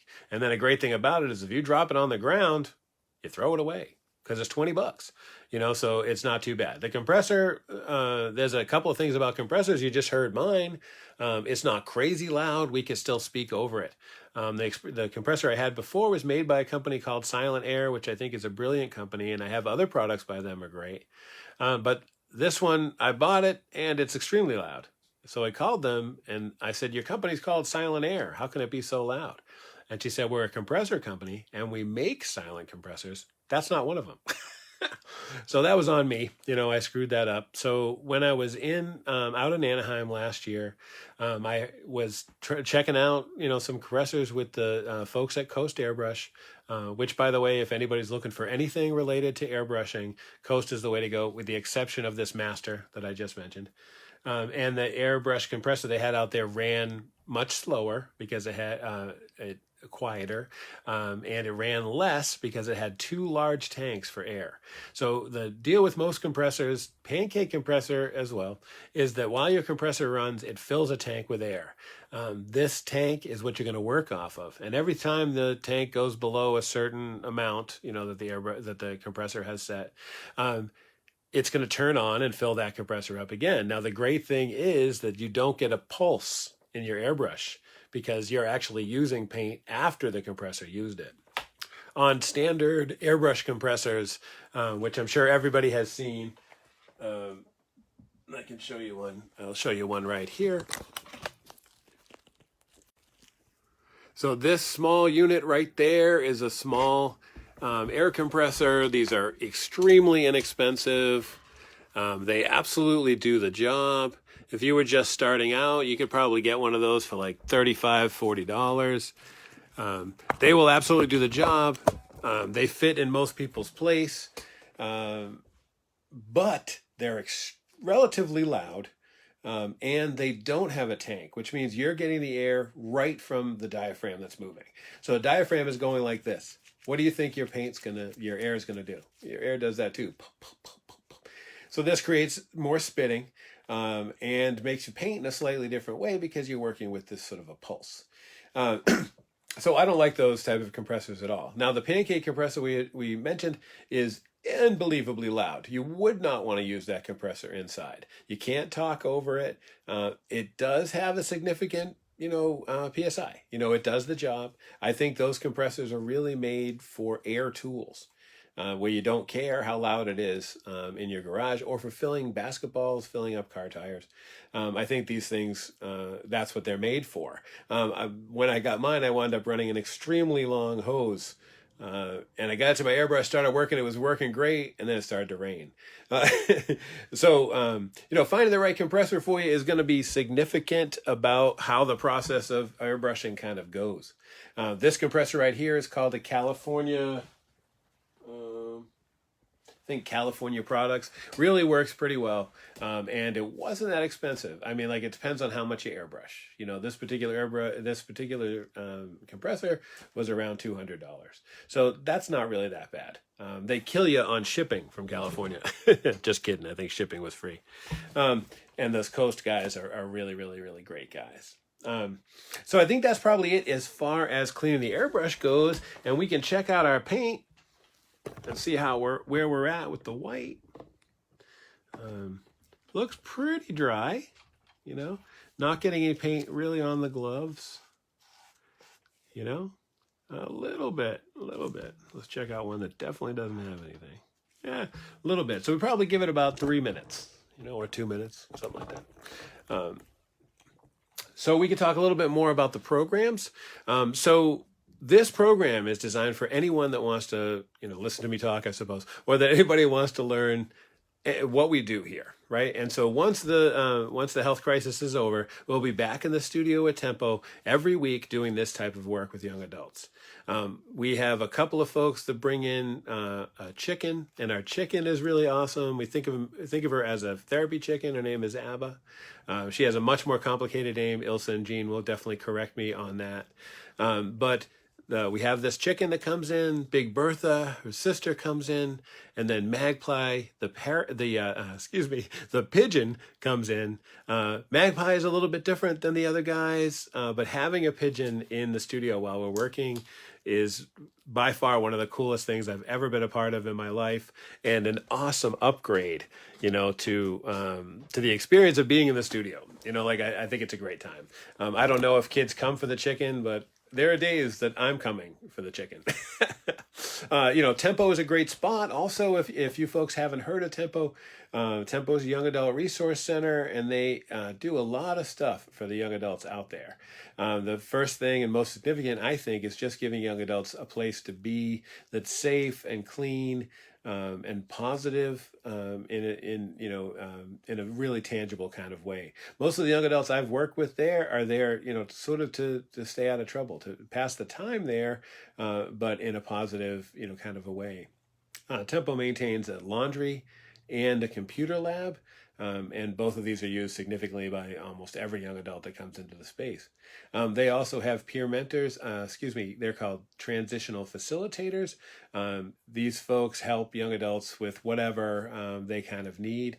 Mostly, I would say they're working with young adults that are in crisis, homeless, having a drug problem, police and court involvement. And these guys get involved and help them in a huge way. Recently, I think about 2 years ago, they got a grant to work with young adults who are struggling with homelessness. I know they have a person completely dedicated to that.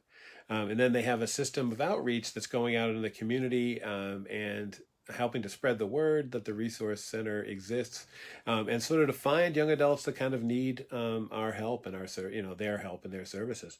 When I started at Wayside, I started at Tempo. I find it's a great program, and they're doing really important stuff for young adults. And one of my favorite things about it is it's, in my mind, I call it a don't ask, don't tell program, which is that we're not asking you to, where you come from or what's going on with you as an intake. Anybody can walk in the door. There's no insurance. There's nothing. You just come in the door. As long as you're between, I think it's 16 and 26, you're okay to be there. And any services are there. They also have a small food pantry that gets donations from Whole Foods and a few other places. Weekly, they take kids to the supermarket and to the United Way food pantry, which is also pretty, helping in a big way for these young adults.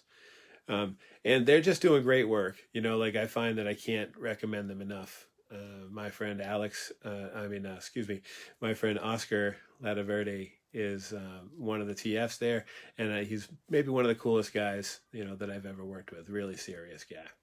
So I'm thinking by now, this silly junk I've been telling you guys, our white paint is probably dry enough. Let's check it again.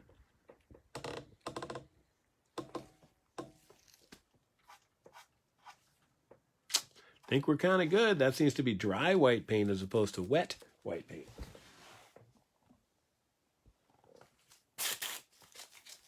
So a great thing about going from white to red, is that you don't really have to get all the white out because we're switching to a color that's darker than white. And probably overspraying it by a little. You know what I mean? So like I said, this next time we're going to use this color Lobster, which is right here. If anybody's looking for Maltau products, you can get them at Dick Blick. Really good space to get them from. If you want to see them, if you're looking for a better deal, Dick Blick is not the most inexpensive place to get them. I would get them from Maltau themselves if you feel like it. Or in Seattle, there's a company called Art Primo. They make a lot of their own stuff, and they call themselves a graffiti supply store. I really like that. So I would recommend going to those guys, artprimo.com. They have basically everything, that you need for graffiti. They don't have a ton of stuff for airbrush. It's kind of not about that. But they do have a ton of stuff for graffiti, if that's your thing. So now we got our red paint in here. Like I said, this is Lobster. So this is going to be coat 2 of with the airbrush. And you see we already got some color in there. And it's kind of a rusty color. Now I'm colorblind, but that's what they tell me. Kind of a rusty color.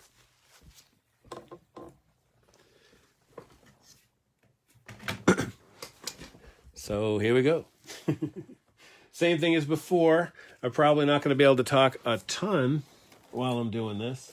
But I will talk to you guys when I finish. Whoops. Sometimes you have to break out the big guns. I need a couple more sockets, to get everything down. You saw how much I had to put my hand down when we sprayed it the last time. And I'm not sure you probably can't see it from there, but there's quite a few spots where the stencil's lifting up. And like I said, this is related to the double curve of the deck. We're trying to chase out a curve, a rounded object with a perfectly flat, straight object, which would be our stencil.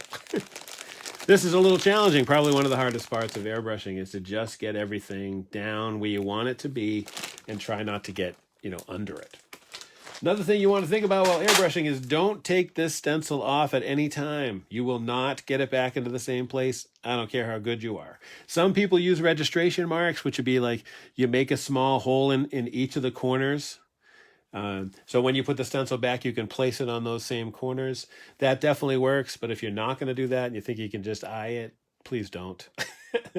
Also, as we keep going, the inside piece of this stencil that we produced with the silhouette is going to place right in here. And if this doesn't move, then we get it right where we want over this board.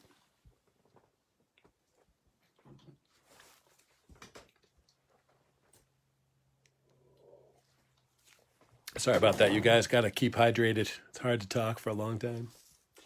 All right, so now we're gonna go in and hit it with the red, or with the lobster.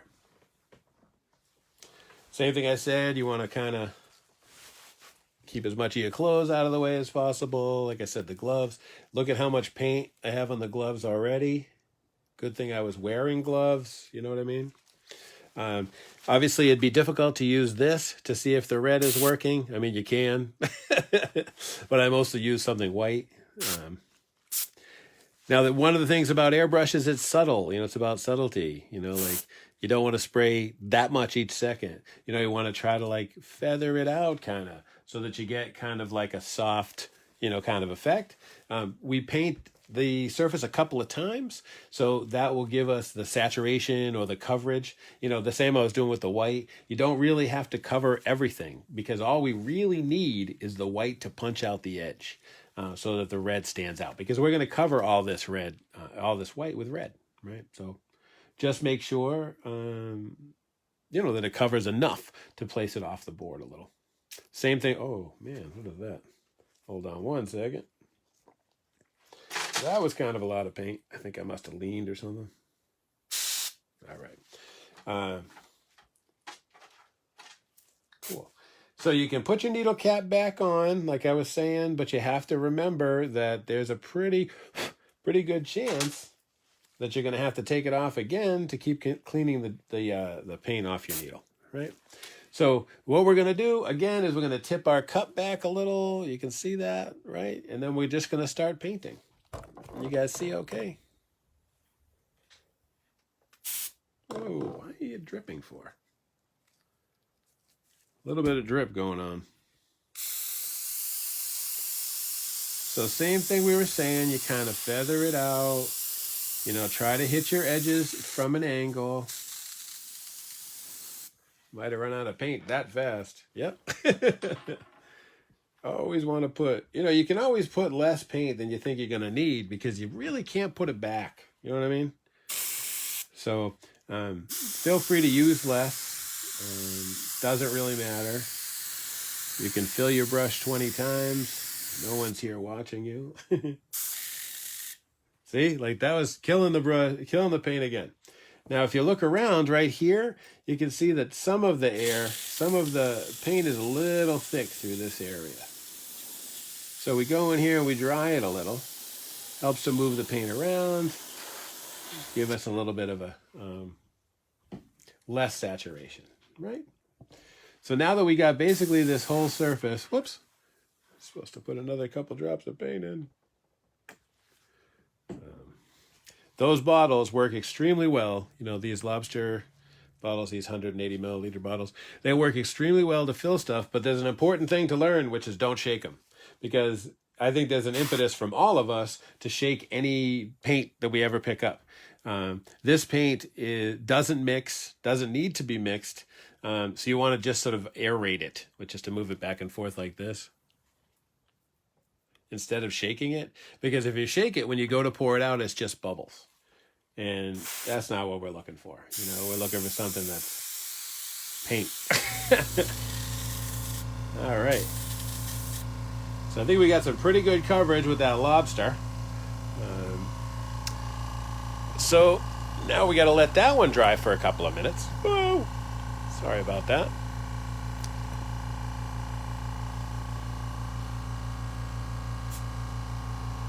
I'll just take a moment to show you guys some of the equipment we've been talking about. So over here, we have a really great airbrush holder. I find that this particular airbrush is really hard to find a holder for. There's a lot of different airbrush holders out there. They all do the single airbrush job really well. But these odd shapes, like where the handle is, if you look at where the handle is on my Grex, it fits through this hole in the bottom, which is a big deal because the other ones, don't. Over here, this is the reducer that we're using, or the airbrush cleaner. This helps wipe out anything we have as far as paint goes, cleans it up, that kind of stuff. And then just a few other things I wanted to show you guys. So we already talked about this tank right here. That's just for cleaning the airbrush up. And then a few other tools that are over here. You see the monkey stencil right there that we're going to use. I don't know if you can see it because it's kind of on the clear side. This particular monkey was a lot of work to get all the little tiny pieces. If you look close, you can see all these pieces that had to be pulled out. You do that with a pin, or for me, I use an old airbrush needle. Or one time I used to use this product over here. This is my terrible toolbox of incredible amounts of junk. In any case, I use like a pin. And that pin really helps me do like almost everything. So I would say always create tools if you can, and try to keep them forever. So some of the other tools, sorry about that. Some of the other tools we use over here are a Leatherman. Rarely need the multi-tools in it, but need the needle nose pliers to pull the needle out occasionally, especially if it gets really dry. You'll notice the blue here is traditional painter tape. I use that because they make airbrush tape, and it's like 3 times as much, where like painter's tape is really inexpensive. Also over here is this brayer. This is for printmaking, but if you take a look at it, it's really a hard rubber, tube inside of this holder. Now that works great to put paint on a lino cut or something like that, but it also works really well to push this, push whatever media we're trying to cut in the cutter, like this right here. You can really press it down flat. Now this surface here is sticky, so that you can, it's really sticky. I'm not sure what they use because it lasts for a really long time. But if your paper doesn't stick really good on this cutting mat and it moves, then it folds up under the knife. And there's really no way to fix that. And then it'll just start tearing your stencil kind of apart. So that's not what we're looking for. And so that's some of the tools that we have to use. And then over here, we just had talked about the X-Acto knife that I use. I use a lot of paper towels. Some folks hang a paper towel rack on the wall and paint on that because you can keep tearing it off. And it lasts kind of a long time, especially if you're interested in learning things like lettering or anything like that, because lettering is really about the stroke of your hand, that kind of stuff. And the more you can get used to the fluid nature, sorry about that. Yeah. Sorry, I dropped the phone. As soon as you can get used to the fluid nature of creating letters, like the swipe, the movement, there's a lot to airbrush lettering. I don't do a lot of lettering. I mostly am doing traditional artwork kind of, or modern-y kind of comic artwork using the airbrush. I wanted to show you guys this last tool because I find it to be my most important one. This is a old 3mm airbrush needle that is bent. I don't expect you to be able to see that. But once this one is bent real good, drop the airbrush on the tip, which I do occasionally. So it was totally junk. So I coated this thing with some brightly colored duct tape. Excuse me. Some brightly colored duct tape, and this winds up becoming the default tool of 1,000,001 uses. This guy is really good to help clean out the airbrush, really good to pull out the pieces of the stencil that we were just talking about, really good to do 101 uses. So in the event you're airbrushing and your needle goes bad, which sadly happens all the time, create a tool like this because you'd be surprised how often you use it in continuing to airbrush. So I'm not sure. I wonder if our lobster is dry enough yet. Let's take a look. So here's the stencil. Here's the sprayed stencil. Let's take a look.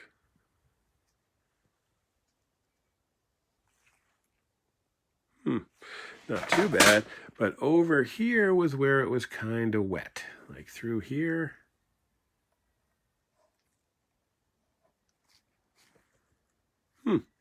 Doesn't look too bad. Looks pretty dry. So I think what we should do is we're going to airbrush lobster again, give that a sec to dry, and then we'll put on the red. And then after the red is done, we put the monkey stencil on and just do white. Those highlights and stuff like that, his white outlines are one of the things that really helps the character to pop. If you take a look at them, this detail stuff, which is actually one of the scariest things that I was thinking I was going to have to do. Because if we had all these little tiny marks and I had to draw them by hand, the chance of this monkey looking the same as it does right now seemed extremely unrealistic. I can draw it, but it's definitely not going to be as good as the computer represents it, obviously. So we'll take one more second, to paint this guy. And I'll set you guys back up on the stand so you can kind of watch. Hold on one sec.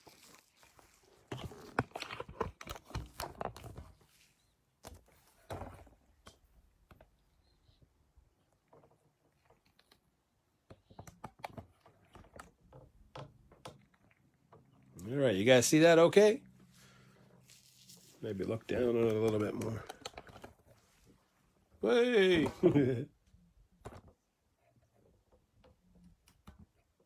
Oops.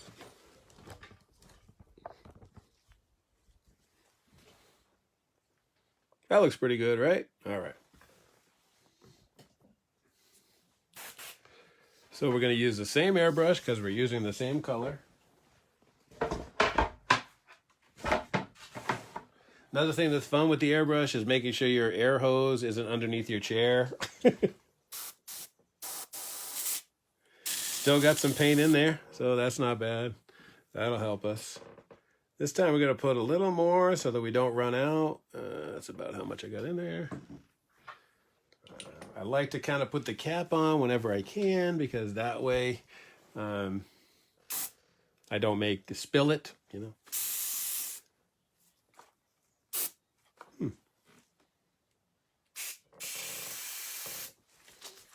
Need my paper towel.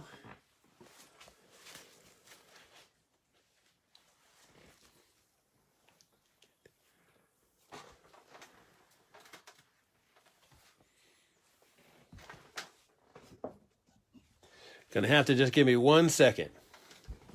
Be right back with you.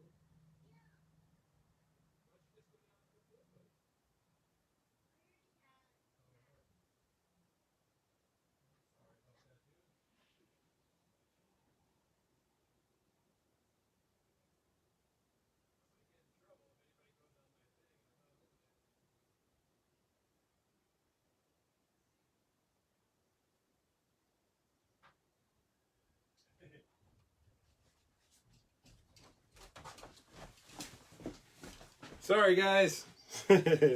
Sorry about that. Sometimes you gotta stop for a sec. You know what I'm talking about? All right, so we're gonna finish up painting this lobster, and then we're gonna see how much time we have left and see if we can paint it with the red.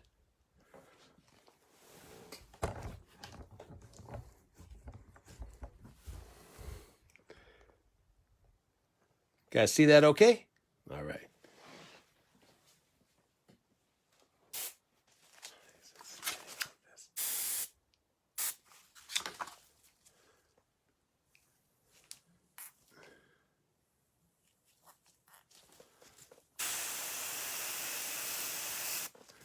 All right, don't do that. It's a good way to make a big mess. All right, so remember we said don't start over your surface. So you want to get some air going. And then we just want to start to paint a little. Now this time we're going to try to go a little bit lighter. We went a little heavy last time. And we just want to kind of, glaze around. Go light, There you go. So unfortunately, I think I still didn't put enough paint in. So we'll just put a little bit more. See, around that much. You don't have to use a lot of paint when airbrushing. You can always fill in more, later. You can always add a little bit of paint if you need to, because the airbrush paint is so thin. It's literally as close as you can get a spray can. I used to say that I'm a reformed graffiti artist. I moved inside so I could work with the airbrush. Kind of a big deal, kind of fun. You know what I mean? Sometimes you get air bubbles in your paint. If that happens, there's something going on. Like something in the airbrush is sticking. Most of the time, 90+% of the time, it's stuff on your needle. Occasionally, it's your needle bent. And then it's cleaning, just dirty airbrush. So now we're basically done putting the lobster on. A little here on his feet, I guess. And up here a little. Right? Looks pretty good. You guys want to take a look at it from the top? So far, this is where we're at. It's looking all right. And we want to leave as many of those bits there as we can, because we're going to need that background to stay flat, really ongoing. You know what I mean? Like, I'm going to work on this again on Friday, and I need that to still be there. One of the reasons I have it on a Mayo stand, which is this sort of medical table, that I have the stuff on, is so that you can move it to the side of your studio and have it stay without getting messed up in any way, without anything falling over or anybody bumping into it. Do I bump into it? Yeah, a lot. But you have at least a slightly better chance. And then, of course, I'm doing a number of other art projects, and I can't do all my stuff if this is in the middle of my desk.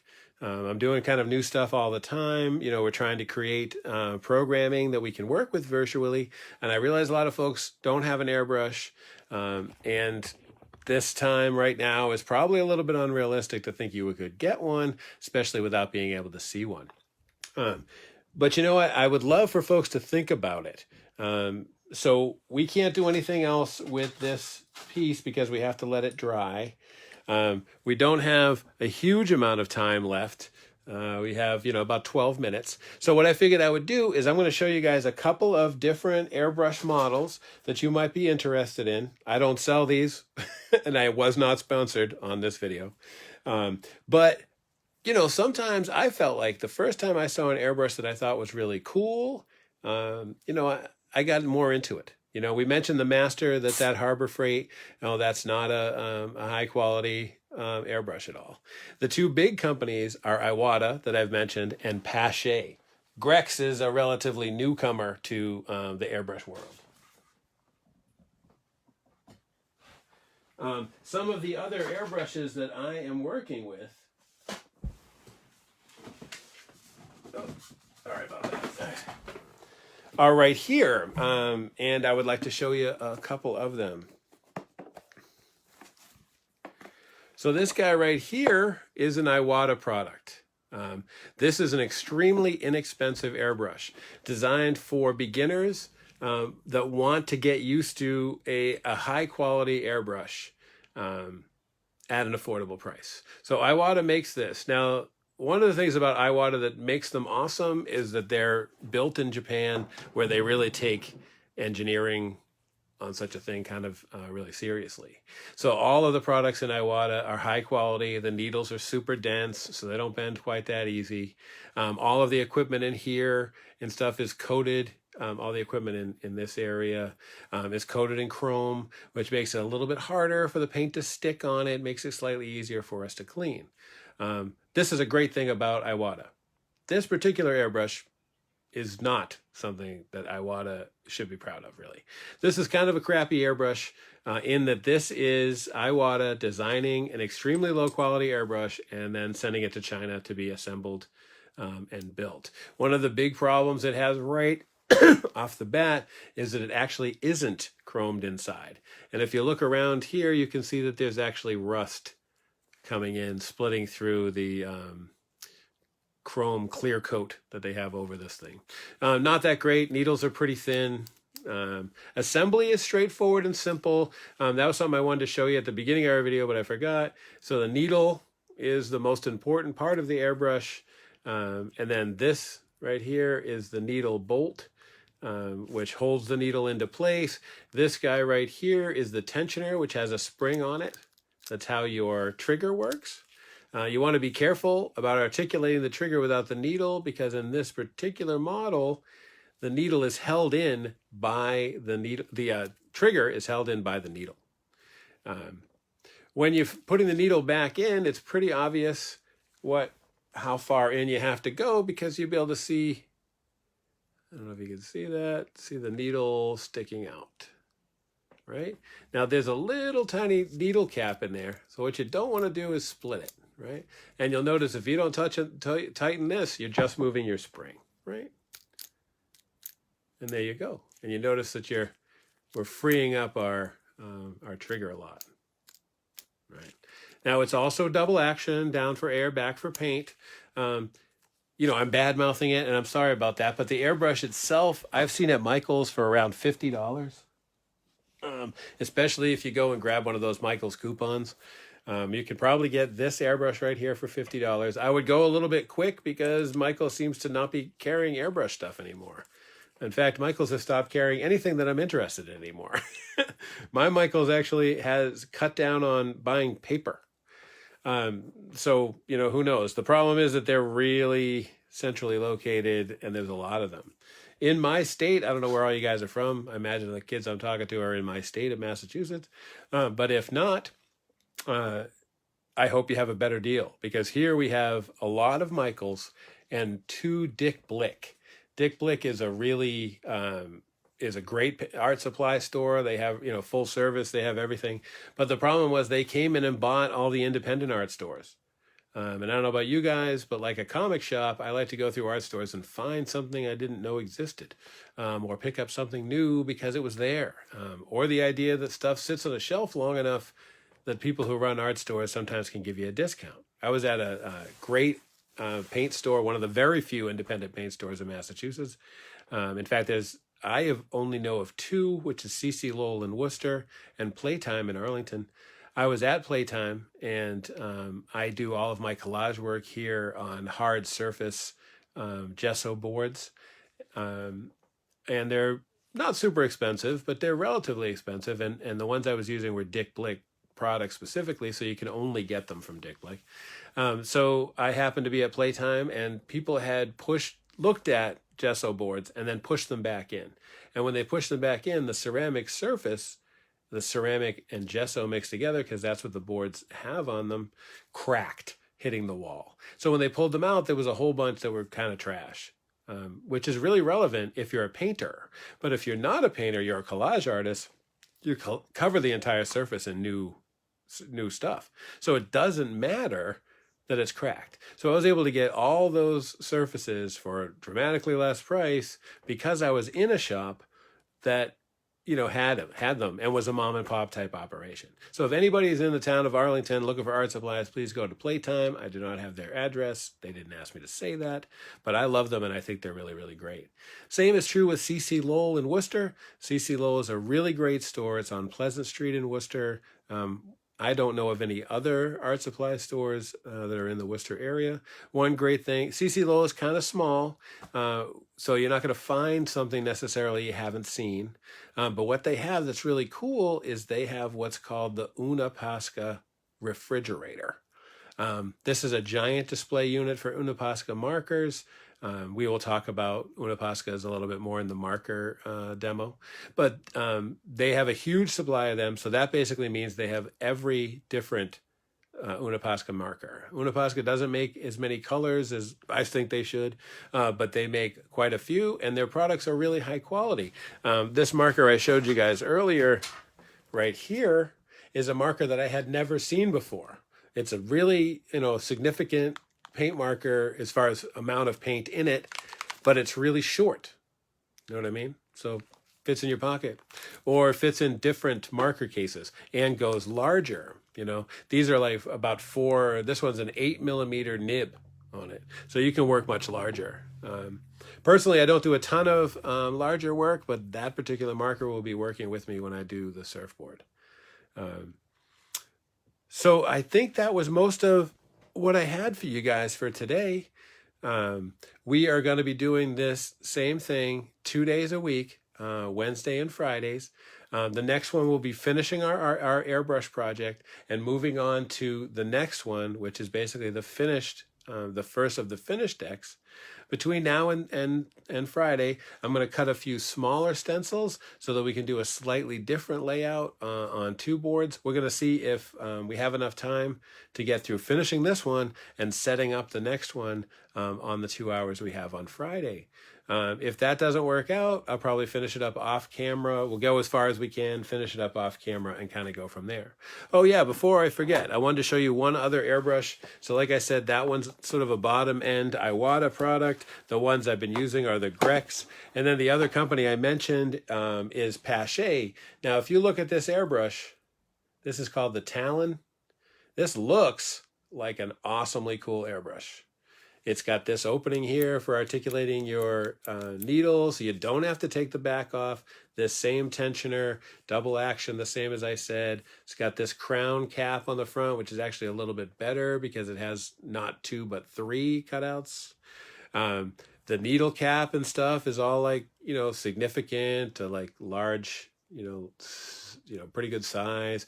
Now this reservoir for paint is honestly epically huge. Really, really deep. Now, more cup than you need is totally fine, because less, is kind of not cool. But this one is not, you can't change it. Like on every other airbrush that I have ever used, you can change the cup. I have any number of extra cups, but for some reason, this particular one comes with the cup welded on. Whatever, a detractor. But this is a bigger airbrush than any of the other ones I have. I find that to be cool. It also feels really significant in your hand. It's heavy. I personally probably would have never bought this airbrush, but I was at, yet again, an art supplies place. This particular place was Bear Air, which was an art supply store down in Easton, Massachusetts. I don't think it's around anymore, but standing in his place, he had a bunch of these that the boxes had gotten damaged. So he said, "You want to try it? This is a pretty expensive airbrush, I think around maybe $200. So I was like, yeah, sure. Give me one. Let's see. I think maybe I paid $75. Really great device. The support from Pache is really high quality. What I have always liked about Pache has been around for about 100 years. They've been making really good stuff. They also chromed interiors and all that kind of stuff. Pretty good. Only problem I've had at all with this is there's a seal for air in here. I'm going to have to replace that. But that was really kind of it. I really like this. In the end of the day, same thing I was talking about earlier, I felt like the pistol grip airbrush was going to be a little bit better for me. So I haven't been using this one that much. But we'll see. Maybe it'll come back next week. So if you guys are interested in any of the stuff that we talked about today or any of the stuff that we've been doing, please send me a comment. Any questions or anything like that, you can also send that through comments. I would love to hear from you guys. I think that I'm sort of excited about this way of doing our classes. I know I've been talking for 2 hours, and I'm sorry about that, but I appreciate you guys listening. And we're going to finish up this project on Friday, and we'll hopefully be able to make it look as good as we did on the mock-up board. This one is also really just a test, After this is done, we'll see what happens on the finished board, since we have to do 4 of those. All right, guys. Well, thank you so much. If anybody needs to reach me not on Facebook, you can reach me at David_Sebastian at waysideyouth.org. My last name is spelled Sebastian. Astian, just like the saint. All right. Be well, you guys. Be safe. And watch out for all the trouble in the world. And I'll hopefully see all you guys on Friday. Have a great day.